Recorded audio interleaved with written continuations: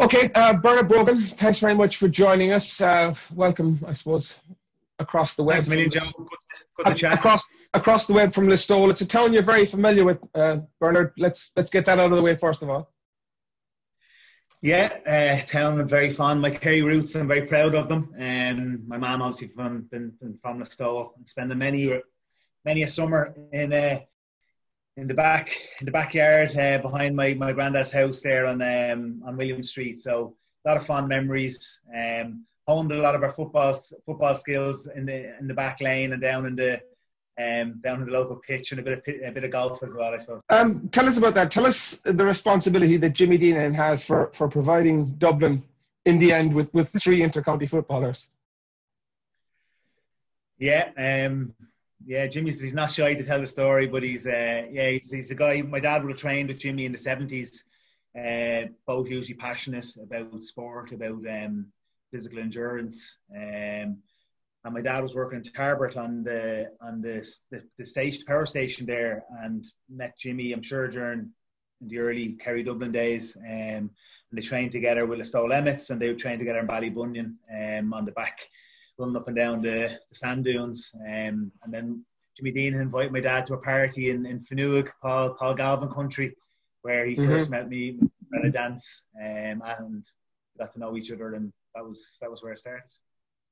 Does that mean so that there was a Kerry woman in your household growing up who had to shout for Dublin? Yes, I think she's a very proud woman, and I know you know her, and she's great character, great personality. Like a lot of Listowel women, they're strong, they're big into their arts, big into their sports, and she she's very proud of being from Kerry. She's very proud of her roots. But she, as she said herself, she's been shouting for Dublin for a long time. She started going out with my dad, and my dad playing with Dublin. So she was paraded around. Jimmy Deenihan told me a great story that's in the book, that she paraded around our local pub in Plunkett's called the Breffni Inn in a Kerry jersey on my dad's shoulder one afternoon after Dublin beat Kerry. So she had to learn to. I think out of sake of getting slagging, I think she decided to just join the Dublin Brigade, and obviously with her sons then playing, obviously you shout for where your sons are. But yeah, she's still very proud of her Kerry roots. And the one thing I was thinking, Bernard, following your own retirement and following Alan and Paul, I suppose for the first time, I think since maybe 2002, there isn't a Brogan involved in the first 26 of a Dublin setup, so she might get a chance to shout for the green and gold again. I think, yeah, but the way they're looking now in the first couple of games, she might be safer to jump across. But yeah, no, she's big into her sport, but she more followed the journey of my dad and us, and she was at all our school games. She wouldn't probably go in and watch a Dublin game or a Kerry game on her own, but she's more kind of. She never watched the games anyway. She used to be in Croke Park. She knew every kind of fella in the back of the stadium, because she gets so nervous. She used to get very nervous watching us, and she wasn't able to watch the game. So she'd sit down for the first 5 minutes, and then she'd go wandering and talking to the stewards and talking to the security men, and she knew all their names she knew them all by first name basis. By the end of our time, so she actually didn't enjoy the game. She gets very nervous from them, maybe because we were playing and she was afraid to get hurt or something. But yeah, she'll be able to enjoy a couple of games now, I suppose. Hopefully she will. Barry, let's move on a small bit. It's the process of writing the book. You've had a hugely successful career. Why did you decide to write the book? And when you sat down with Kieran Shannon, the co-author, what was the thinking? What was the talking at the start? I think I met a publisher a long time ago when I was 26, 27, and muted the idea of a book and never really thought about it by then. And he just said something to me. He said, there'll be loads of stories written about you. There'll be loads of people who'll have opinions, good and bad. They'll be looking at you on TV or on the pitch or on whatever you're doing. He says, you have one chance to write your story as you see it, and put it on the mantelpiece for your kids and your grandkids, and be there forevermore. And that just kind of resonated with me. I was lucky enough to have loads of success in sport, and trying to get some in business now, working hard as an entrepreneur. and people have opinions and they make views of you. So I thought it was, I suppose the reason I wanted to is because I felt I had a story to tell. I went on an amazing journey. I learned so much that I wanted to share that, and I just hope you felt, I know you got a chance to read the book, that it's not about just a game by game, score by score. It was very much an account of my journey and my learnings, and the different kind of mindset that I had throughout it, and learning a lot more when I at the end of my career, when I wasn't playing, as when I was top of the roost or first name in the team sheet, or one of the first in the team sheet. So I learned a lot, and the book was an avenue for me to express those learnings and hopefully share some with some. If you ask me what does success look like, if a 16-year-old boy or girl or 17-year-old was to read the book and got a bit of energy from it, or a bit of vision to go after something, or they took something from it, that's, when someone asks me what success look like, that's what it looks like to me. And it's a common cliche from sports people in particular during their careers that, no, we park the successes immediately and just get on to the next one, and then when our career is over, we can look back and enjoy. Did you find the whole process an enjoyable one of sitting down with Kieran? Was there plenty of things that you'd forgotten that you remembered while you sat around, no doubt, over several hours of chatting? Yeah, so the process was a lot of interviews. I think we did over 100 hours of interviews over the couple of years. Obviously, I was probably planning on retiring in 2018, but with the cruciate and getting back and feeling good, I said I'd go again. So we pushed the book for a year to give it a lash.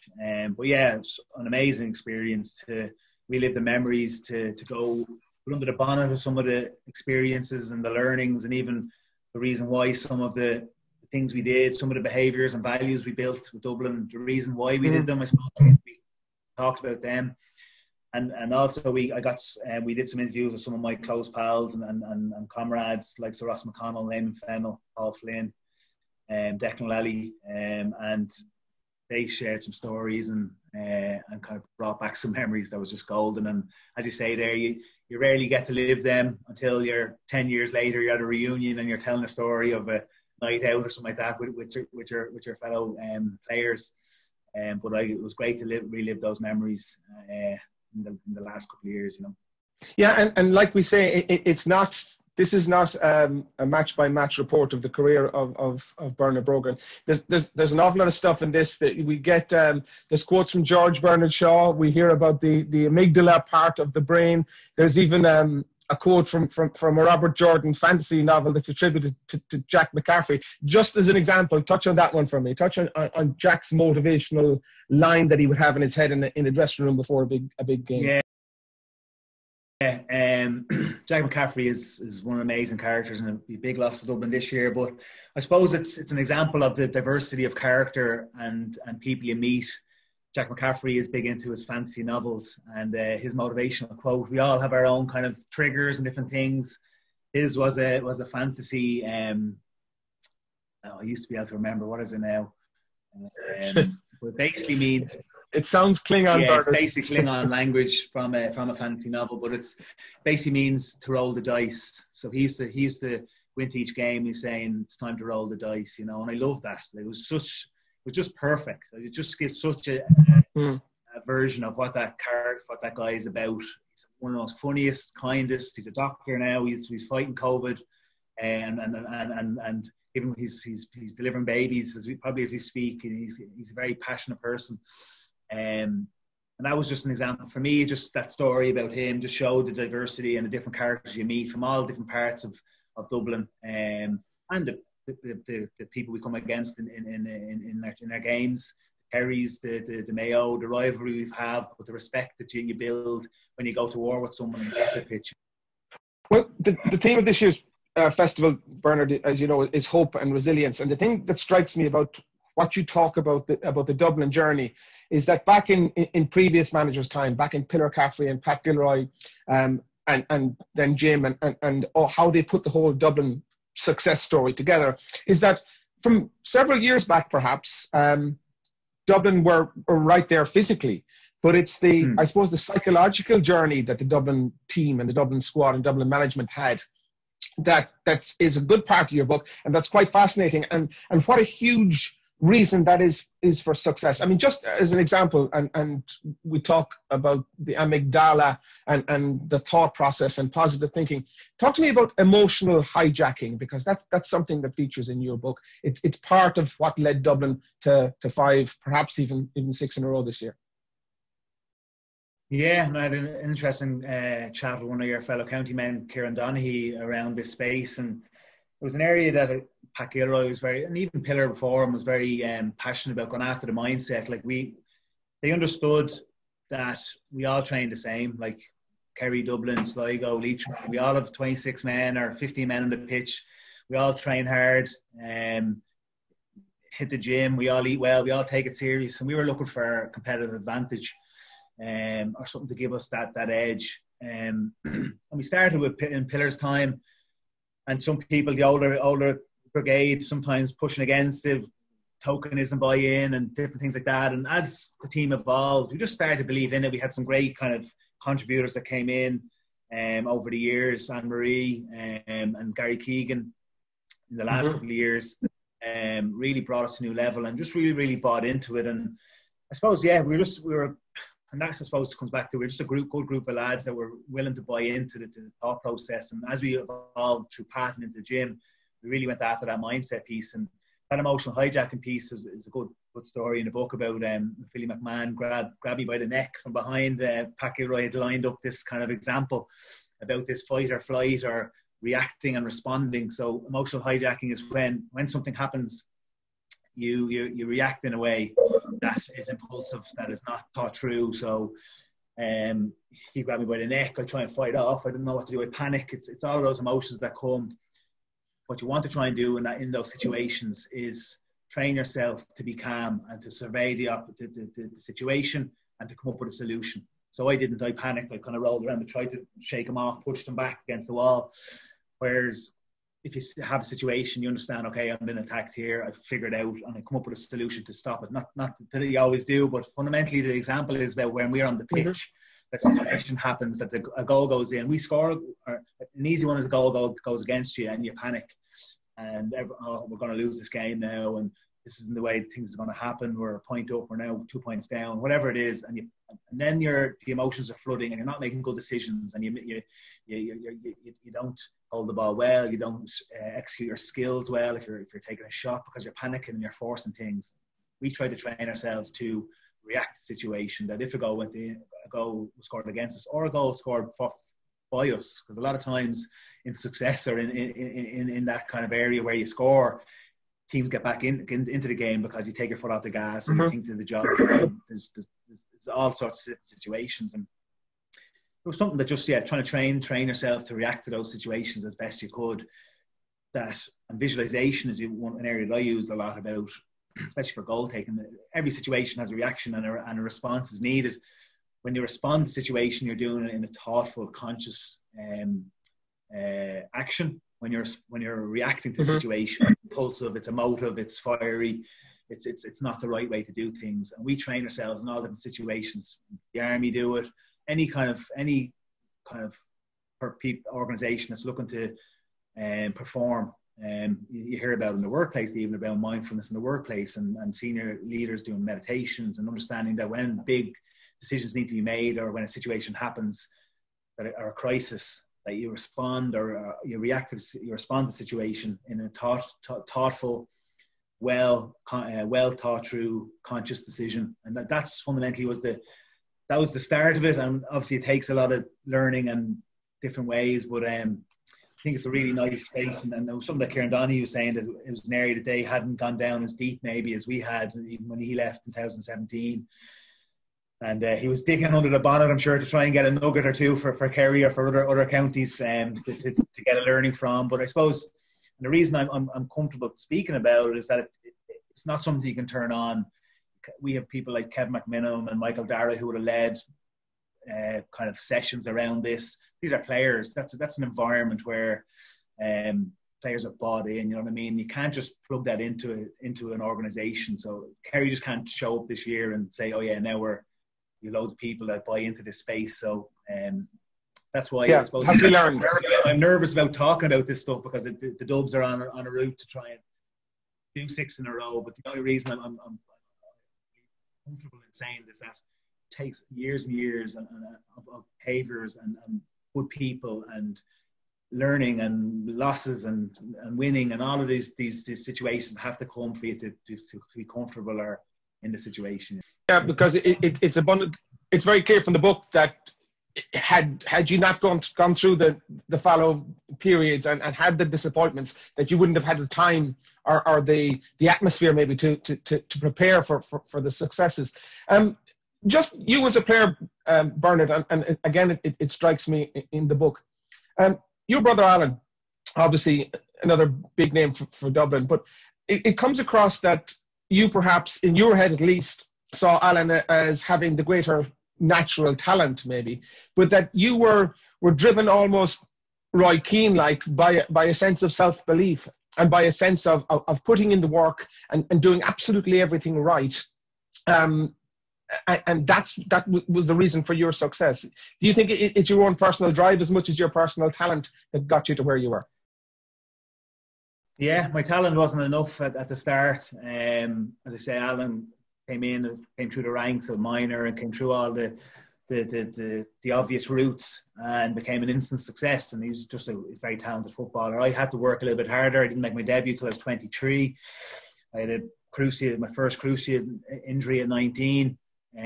Used it really well, I feel, as a kind of a launch pad to get me to where I wanted to be. But yeah, I had to work hard. I had to do things differently. I was doing the same training as everyone else. I was showing up on a Tuesday and Thursday night. I was doing my gym work, and I wasn't moving the dial. So I felt I had to go away and do more. And I remember just something that stuck with me. Paul Galvin was talking about. He told this story where he met a group of GA players in London, and he said, they were asking how do you be successful and how do I get to the heights and that. And he said, how many of you own a bag of footballs yourself? And they said, no, not one hand went up. And he said, well, how can you be any better than this guy beside you or better than somebody at home when you're not even willing to put in the work yourself? And that resonated with me because that's what I did. My dad bought me a set of 10 O'Neill's footballs when I for all of us, I suppose, but I used them well, and I went out and started kicking points and felt I had to be the most accurate man on the pitch to get in there. I needed to be. I was small. I was very small as a youngster and kind of skinny. And when I got injured, I actually took a growth spurt and put on a lot of muscle mass and hit the gym a lot. So that helped me. But fundamentally, it was my diligence and hard work around kicking points and practicing that kind of got me to the level where my strike rate was better than the guys beside me, and that's where I got my initial chance and eventually took it and just held on to it, I suppose. And over the years, I felt I didn't do enough. Even years that I played well and years that I won All-Stars, I felt I didn't do enough myself. Just through life, especially in the last number of years, I wanted to do more. Practicing myself, I felt I definitely left some bits behind when my kids, and even before that when I was busy in work and I couldn't get to we were training 4 or 5 times a week with Dublin. In the earlier years I would have got a couple of extra sessions myself and I just didn't get them in, and I felt it. I felt that in my self-confidence because that's what I had done and that's what had given me self-confidence. I put in that hard work, I had the work done, and preparation and that work ethic and hard work, when you've done something more, and it gives you that self-confidence that you have the work done, you have the money in the bank. And that's the reason why we started to do early morning sessions and ice baths and running, and it's 5 a.m. It's not that you get any more benefit than training at 7 o'clock that evening and doing the same running. It's that you have that belief, or you have that feeling that you've went to the well, you've gone down that road of hard graft, and there's this massive sense of self-belief that comes from that. And that's something that I really honed in on personally. And to go back to your statement on hope, and just to talk on the injury, the cruciate for a second, I look at injury, and anytime someone asks me to chat to a kid, of someone I actually talked to this week about a young guy that's cruciate at 18 years of age, and I'm delighted to talk to him always because I feel real energy from it when a young person gets injured, and I say, Joe, this is a great opportunity for you. you're going to have a chance to really hone your skills. If you're serious about your sport or whatever it is, you're going to be able to go after the things that you wouldn't do when you're with the team, because you'd be training Tuesday, Thursday, you'd be touching the ball 30 times or 40 times. That's all you touch the ball in training sessions, because you're doing a bit of hand passing drills, then it's a match, and you only touch the ball a handful of times. You're now going to be able to 3 or 4 times a week. Once you get over your injury, you build up a bit of muscle mass in the gym. Now you're going to be able to hone your skills. So I always looked at the injury as a real opportunity to hone the things that and give me a competitive advantage to my competitors. Yes, you lose out in that immediate now, but if you're young, you can get after those things. Like I looked at it in my own mindset when in COVID around my businesses. I have 2 businesses. One that was really affected by COVID because it was in the marketing sphere. Actually, I have 3 businesses, the pubs as well, which were totally affected, as in totally closed. But the marketing business, we were actually trying to iterate, and we're open, and I didn't want to go to the staff, and we were trying to innovate. And I said to myself, like I said to the staff, this is why we build culture. This is why we want to. This is the positivity around these things, that we want to innovate. We want to come out with this crisis a better organisation. To look at the things that we aren't doing well. Look at the areas that we can do better. What does the future hold for our space? And we thought about it, and we went away, and we're now really investing in digital marketing and SEO and rounding the circle of marketing for our brands. And we're going to be 10 times a better agency than we were going into it, you know. And that is just thought process or mindset around how do we be better? How do we use this challenge as hope? And there's always times of stress. Like those times I was stressed about it, I was worried. Different things like that you have to row in. But if you have that vision or that goal, and even now, like this going into second lockdown, it's a week into it, and it's tough, you know. It's tough I'm chatting to people, like the fatigue is there. A lot of people are fatigued by the first lockdown. There was a lot of energy, there was a lot of hope, there was a lot of, okay, we need to solve this, there was a lot of panic, there was a lot of, we need to get after things. So like for the first 6 weeks I was like up and down numbers and figuring things out. And for Pep Talk or other businesses, it's in the well-being technology space, it was a big opportunity because people wanted to support their staff. So all sorts of different emotions. Whereas now, obviously, we know where we're going, but it's just kind of tough, you know. And I think everyone's finding it tough, and will find the next few weeks tough. But it's trying to look at the positive side and that hope piece you talked about, and saying, how do I use this time effectively? I've loads of free time, I've loads of time to think, loads of time to do that type of stuff, and you don't get that normally. And that's, for me, that's what I try and take out of it personally, and try and use that time to grow, I suppose. And that's what resilience is. Listen, we're almost at an end. 1 or 2 final questions for you. The buzz of playing in front of 80,000 people at Croke Park, of scoring a goal in the Leinster final into Hill 16. How difficult has that been to set aside? Is there any way to replicate it? I know you're very excited about your business and the entrepreneurship, but how do you live with life after the buzz? I don't have an answer for that yet. Hasn't hit me as much as I think it will, because it hasn't been football. It hasn't been that sunny day in Croke Park when 80,000 people on a big day. So this year has probably helped my transition. I'm very aware of it. I know it will come, and it does come. Damien Lawler has a great book on it. I haven't read it yet, but on that transition in life after sport, and looking forward to digging into that.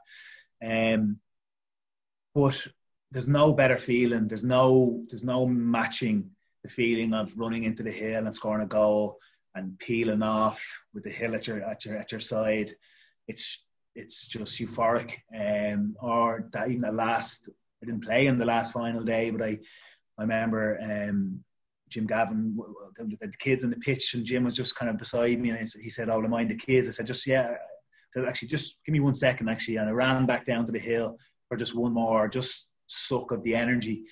And they chanted my name, and it's just electric, like. And it's just, there's no way you can match that feeling. There's obviously loads of, I'm very conscious of it, so I've kept my hands busy. Idle hands are devil's playground, so it's important. So obviously, with a lot of different things in business that I'm really excited about, and it's great, and I love it, and the family and all. So I've loads of things to do, so I won't be shy of things to do. But yeah, it is tough, but I think I'm aware of it. And I listened to an interesting chat from about one of the NFL retirees, and he said, and it resonated with me. Michael McCauley actually sent it to me.